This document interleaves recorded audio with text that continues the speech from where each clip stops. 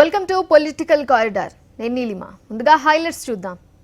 ఆడలేక అమరావతిపై అసంబద్ధ వాదన చేస్తున్న చంద్రబాబు, రాజీనామాలు వద్దు పదవులే ముద్దు అంటున్న టీడీపీ ఎమ్మెల్యేలు, 40 ఇయర్స్ ఇండస్ట్రీ డైరెక్షన్, మరో రాజీ డ్రామాకు బాబు స్క్రిప్ట్, బీజేపీని చూసి టీడీపీ నేతలు వణికిపోతున్నారా, తాజా పరిణామాలపై కేఎస్ఆర్ కామెంట్. ఇలాంటి పొలిటికల్ స్టోరీస్ను కారిడార్లో చూద్దాం.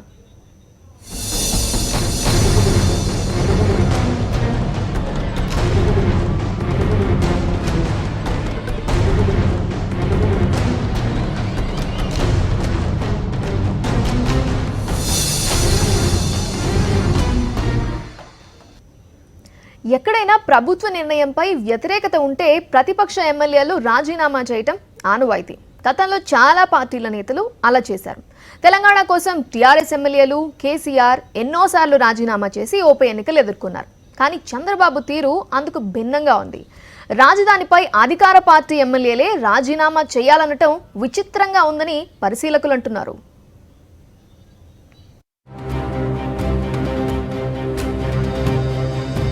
రాజకీయ కుట్రలకు కేరాఫ్ గా నిలిచిన చంద్రబాబు రాజధానిపై మరోసారి వితండ వాదనను తెరపైకి తెచ్చారు. ఎన్నికలకు ముందు రాజధాని మార్పు గురించి చెప్పకుండా అధికారంలోకి వచ్చాక 3 రాజధానులపై మాట్లాడడమేంటంటూ కొత్త పల్లవి అందుకున్నారు. అంతటితో ఆగకుండా 48 గంటల సమయం ఇస్తున్నా అసెంబ్లీని రద్దు చేయండి, ప్రజల్లోకి వెళ్లి తేల్చుకుందామనటంపై సర్వత్రా విస్మయం వ్యక్తమవుతోంది. ప్రభుత్వ నిర్ణయంపై అధికార పార్టీ ఎమ్మెల్యేలే రాజీనామా చేయాలని డిమాండ్ చేయటం చంద్రబాబుకే చెల్లిందని రాజకీయ విశ్లేషకులంటున్నారు. అమరావతిలో అవినీతి సామ్రాజ్యాన్ని కాపాడుకునేందుకు ఉక్కిరిబిక్కిరి అవుతోన్న చంద్రబాబు అధికార పార్టీ ఎమ్మెల్యేలు రాజీనామా చేయాలనటం ద్వారా రాజకీయ దివాలా కోరుతనాన్ని ప్రదర్శించారని అంటున్నారు. 3 రాజధానులపై ప్రభుత్వ నిర్ణయాన్ని ప్రజలు వ్యతిరేకిస్తున్నారని చంద్రబాబు నమ్మితే టీడీపీ ఎమ్మెల్యేలతో రాజీనామా చేయించాలని పరిశీలకులంటున్నారు. గతంలో తెలంగాణ ఉద్యమ సమయంలో ప్రజల్లో సెంటిమెంట్ ఉందని చాటి చెప్పేందుకు కేసీఆర్, టీఆర్ఎస్ ఎమ్మెల్యేలు రాజీనామాలు చేశారు. అధికార పార్టీ ఎమ్మెల్యేలు రాజీనామా చేయాలని కేసీఆర్ ఏనాడూ కోరలేదు. ప్రజాభీష్టం తెలంగాణకు అనుకూలంగా ఉందని నిరూపించేందుకు టీఆర్ఎస్ ఎమ్మెల్యేలు రాజీనామాలు చేశారు. కానీ చంద్రబాబు మాత్రం గతంలో ఎప్పుడూ లేని విధంగా అధికార పార్టీ ఎమ్మెల్యేలు రాజీనామా చేయాలని కోరటంపై విస్మయం వ్యక్తమవుతోంది.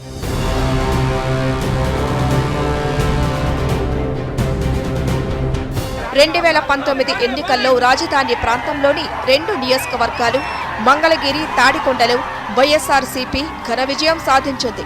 మంగళగిరిలోనైతే చంద్రబాబు తనయుడు లోకేష్ దారుణంగా ఓడిపోయారు. అంటే ప్రజలు చంద్రబాబు విధానాలను, రాజధానిని వ్యతిరేకించినట్టే కదా. అమరావతిలో చంద్రబాబు అండ్కో చేసిన అరాచకాలకు రాజధానికి వ్యతిరేకంగా ప్రజలు స్పష్టమైన తీర్పు ఇచ్చాక ఇంకా ఎన్నికలకు వెళ్దామని చంద్రబాబు అనటమేంటని ప్రజలు ప్రశ్నిస్తున్నారు. రాజధాని ప్రాంతంలోని 2 నియోజకవర్గాల్లో వైఎస్ఆర్సీపీ ఘన విజయం సాధించాక కూడా చంద్రబాబు రాజధాని గురించి మాట్లాడటం విడ్డూరంగా ఉందని అంటున్నారు. 2 నియోజకవర్గాల్లో టీడీపీ ఓడిపోయిందంటే ప్రజలు చంద్రబాబును తిరస్కరించినట్టే కదా అని రాజకీయ పండితులు కూడా విశ్లేషిస్తున్నారు.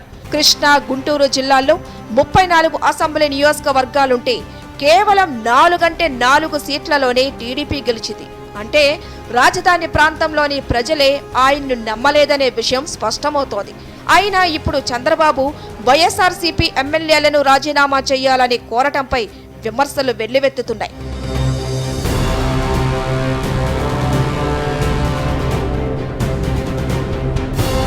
వాస్తవానికి రాష్ట్ర సమగ్రాభివృద్ధి పట్ల తన ప్రణాళికను వైఎస్ జగన్మోహన్ రెడ్డి ఎన్నికలకు ముందే ప్రజల ముందు ఉంచారు.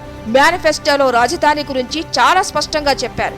రాజధానిని ఫ్రీ జోన్గా గుర్తిస్తూ నిజమైన వికేంద్రీకరణే లక్ష్యంగా రాష్ట్రంలోని 3 ప్రాంతాలను సమగ్రంగా అభివృద్ధి చేస్తామని పేర్కొన్నారు.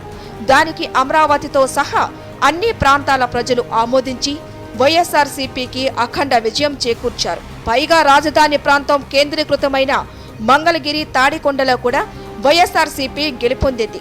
అయినా రాజధాని మార్పు గురించి చెప్పలేదని చంద్రబాబు మాట్లాడడాన్ని చూసి అంతా నవ్వుకుంటున్నారు. రాజధానిపై చంద్రబాబు మరోసారి ప్రజాభిప్రాయం తెలుసుకోవాలనుకుంటే టీడీపీ ఎమ్మెల్యేలతో రాజీనామా చేయించాలని వైఎస్ఆర్సీపీ నేతలంటున్నారు.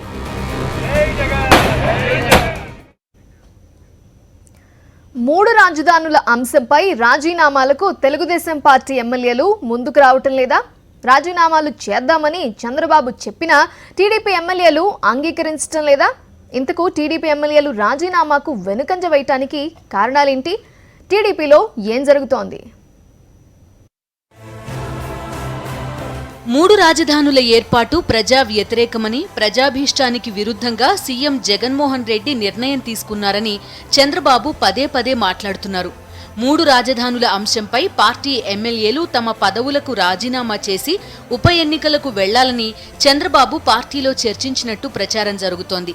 అయితే చంద్రబాబు ప్రతిపాదనను టీడీపీ ఎమ్మెల్యేలు మూకుమ్మడిగా వ్యతిరేకించినట్టు గుసగుసలు వినిపిస్తున్నాయి. ఇప్పటికే Gannavaram MLA Vallabhaneni Vamsi, Guntur west MLA Maddaligiri, Chirala MLA Karanam Balaram పార్టీకి దూరంగా ఉంటున్నారు. మిగిలిన 20 మంది ఎమ్మెల్యేల్లో రాబోయే రోజుల్లో ఎంతమంది పార్టీలో ఉంటారో తెలియని పరిస్థితి. అయినా మెజారిటీ ఎమ్మెల్యేలు ఇప్పుడున్న పరిస్థితుల్లో తమ పదవులకు రాజీనామా చేయడం మంచిది కాదనే అభిప్రాయానికి వచ్చినట్టు తెలుస్తోంది.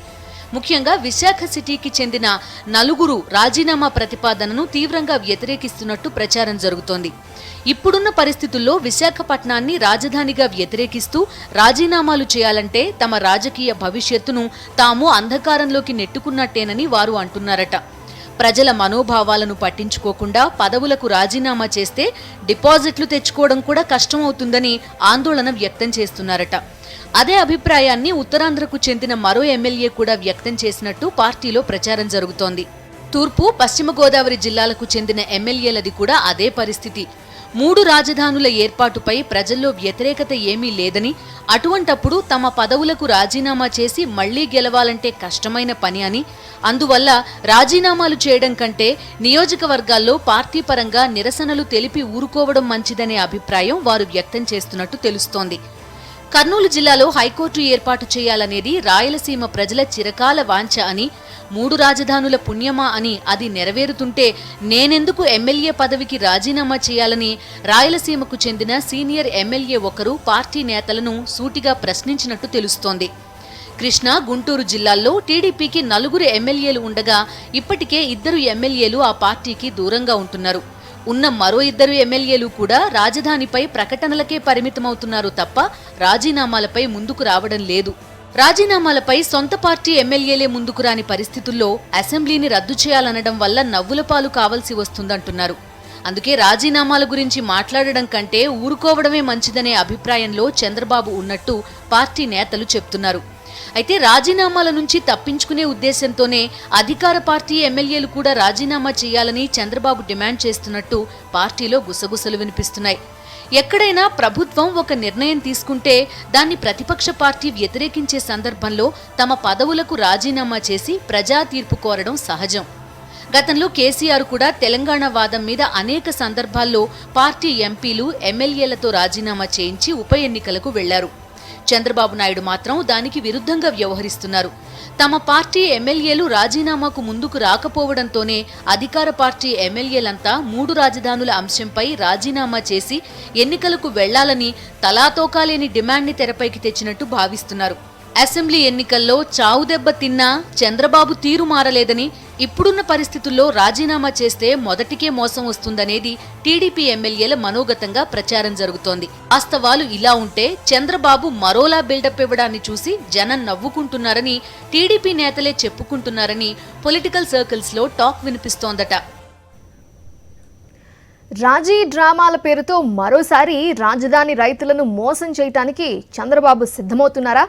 టీడీపీ ఎమ్మెల్సీ బీటెక్ రవి తన రాజీనామాను మండలి చైర్మన్కు కాకుండా చంద్రబాబుకు పంపటంలోని ఆంతర్యం ఏంటి? రేవంత్ తరహాలోనే రవి రాజీనామా కూడా ఉత్తుత్తిదేనా?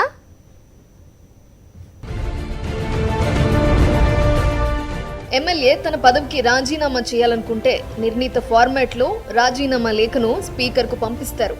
అదే ఎమ్మెల్సీ తన పదవికి రాజీనామా చేయాలనుకుంటే రాజీనామా లేఖను శాసన మండలి చైర్మన్ కు పంపిస్తారు. కానీ ఈ నిబంధనలకు విరుద్ధంగా టీడీపీ ఎమ్మెల్సీ రవి వ్యవహరించారు. పరిపాలనా వికేంద్రీకరణ, సిఆర్డీఏ రద్దు బిల్లులను గవర్నర్ ఆమోదించడాన్ని నిరసిస్తూ ఎమ్మెల్సీ పదవికి రాజీనామా చేసినట్టు రవి చెప్పుకుంటున్నారు. దాన్ని బట్టి రాజీనామా లేఖను రవి శాసన మండలి చైర్మన్ కు పంపించి ఉంటారని పార్టీ నాయకులు, రాజధాని రైతులు భావించారు. కానీ రవి మాత్రం తన రాజీనామా లేఖను చంద్రబాబు నాయుడికి పంపించి అందరినీ ఆశ్చర్యపరిచారు. 3 రాజధానులకు వ్యతిరేకంగా సిఆర్డీఏ బిల్లును రద్దు చేయటాన్ని నిరసిస్తూ ఎమ్మెల్సీ పదవికి రాజీనామా చేస్తున్నట్లు చంద్రబాబుకు అడ్రస్ చేస్తూ రాజీనామా లేఖ రాశారు. మండలి చైర్మన్ షరీఫ్ కు కాకుండా చంద్రబాబుకు లేఖ పంపటాన్ని చూసి పార్టీ నేతలే నవ్వుకుంటున్నారట. అది అమరావతిపై ప్రేమతో చేసిన రాజీనామా లేఖ కాదని, రాజీనామా పేరు చెప్పి తమను మరోసారి మోసం చేయటానికి చంద్రబాబు ఆడుతున్న డ్రామా అని రాజధాని రైతులు సైతం పెదవి విరుస్తున్నారట. ఒకవేళ రవికి అమరావతిపై నిజంగా ప్రేమ ఉంటే తన రాజీనామా లేఖను చంద్రబాబు నాయుడుకు కాకుండా శాసనమండలి చైర్మన్ కు పంపించి ఉండేవారని అభిప్రాయపడుతున్నారు. 3 రాజధానులను వ్యతిరేకించే నాటకంలో భాగంగా టీడీపీ కార్యాలయంలో తయారు చేసిన రాజీనామా లేఖగానే దాన్ని పరిగణిస్తున్నారట. దానికి తోడు రాజీనామా లేఖ వెనుక చంద్రబాబు కుట్ర ఉందనే అనుమానాలు కూడా వ్యక్తమవుతున్నాయట. వైఎస్ఆర్ కడప జిల్లాకు చెందిన రవితో ఉత్తుత్తి రాజీనామా చేయించి సీఎం సొంత జిల్లాకు చెందిన ప్రజాప్రతినిధులే 3 రాజధానులను వ్యతిరేకిస్తున్నారనే బిల్డప్ ఇవ్వాలనేది ఎల్లో గ్యాంగ్ వ్యూహమట.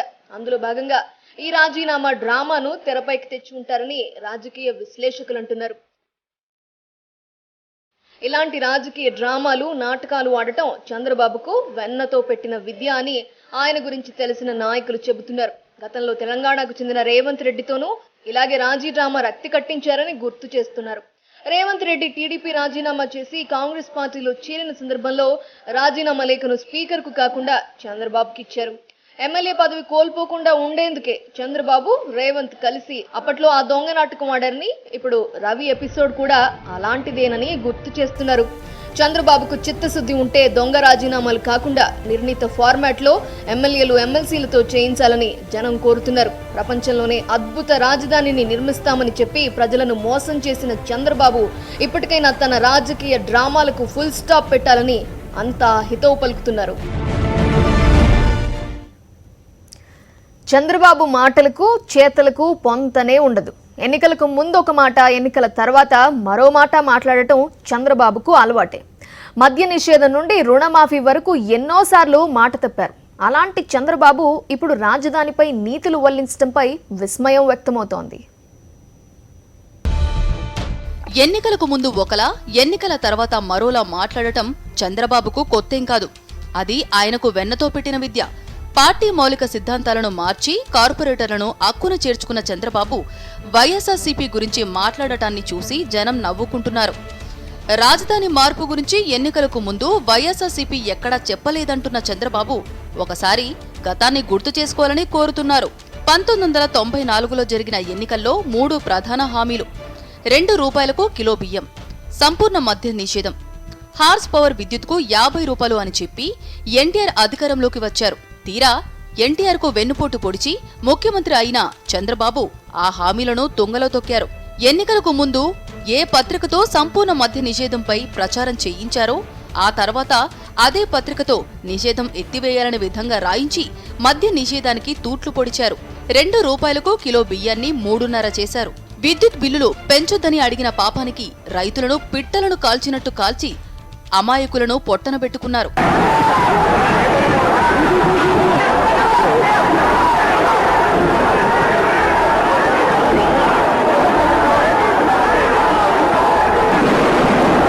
మోదీ విషయంలోనూ అంతే.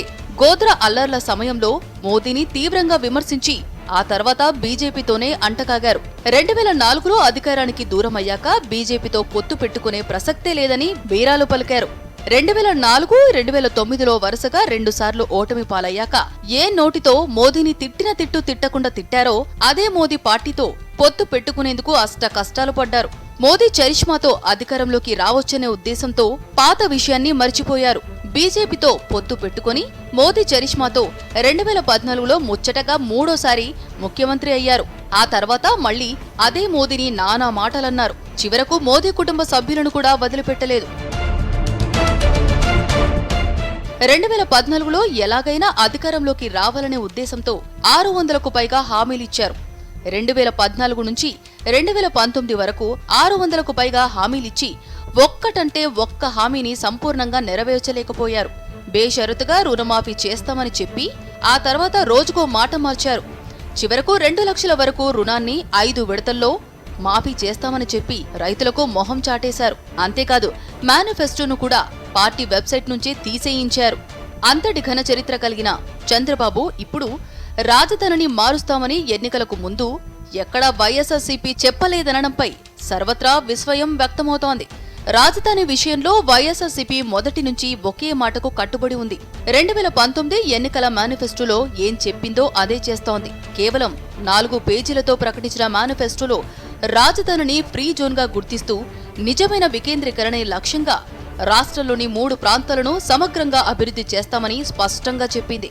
అందులో భాగంగానే 3 రాజధానుల ఏర్పాటు దిశగా అడుగులేస్తోంది. వాస్తవాలు అలా ఉంటే చంద్రబాబు ఎన్నికలకు ముందు రాజధానిని మారుస్తామని చెప్పారా అని ప్రశ్నించడాన్ని చూసి అంతా నవ్వుకుంటున్నారు. బీజేపీ అంటే టీడీపీ నేతలు వణికిపోతున్నారా? కేసర్ కామెంట్ బ్రేక్ తర్వాత చూద్దాం. Stay tuned. బీజేపీ అంటే టీడీపీ నేతలు వణికిపోతున్నారా? అందుకే వాళ్ళు ఏం మాట్లాడినా ఊరుకుంటున్నారా? గతంలో మోదీని తిట్టకుండా తిట్టిన నేతలకు ఇప్పుడు ఏమైంది? బీజేపీ నేతలు ఎన్ని ఆరోపణలు చేసినా ఎందుకు మౌనంగా ఉంటున్నారు? కేసర్ కామెంట్ చూద్దాం.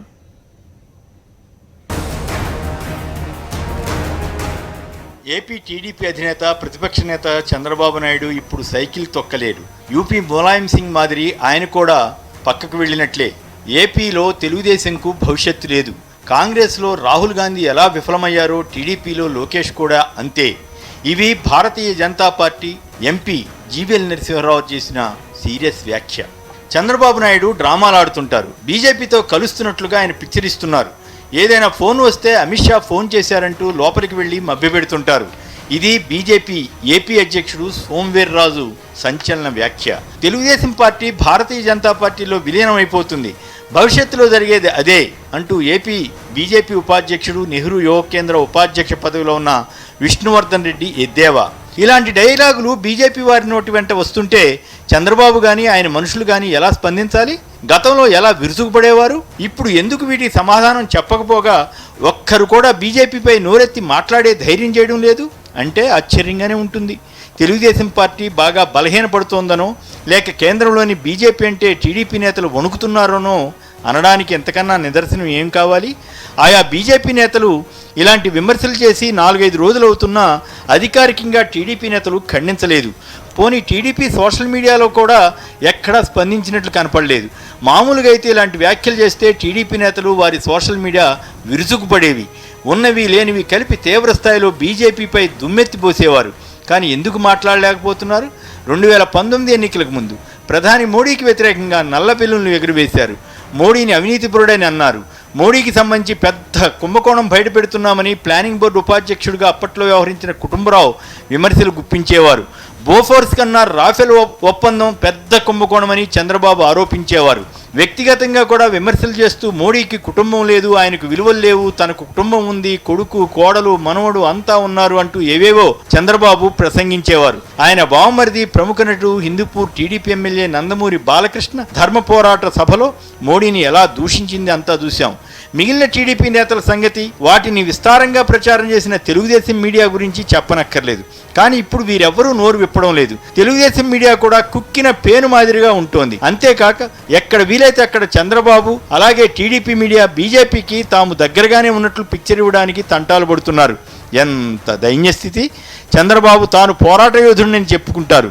కానీ ఇప్పుడు ఏమైపోయింది ఆ పోరాట పటిమ? అంటే అదంతా ఉత్తిదేనా?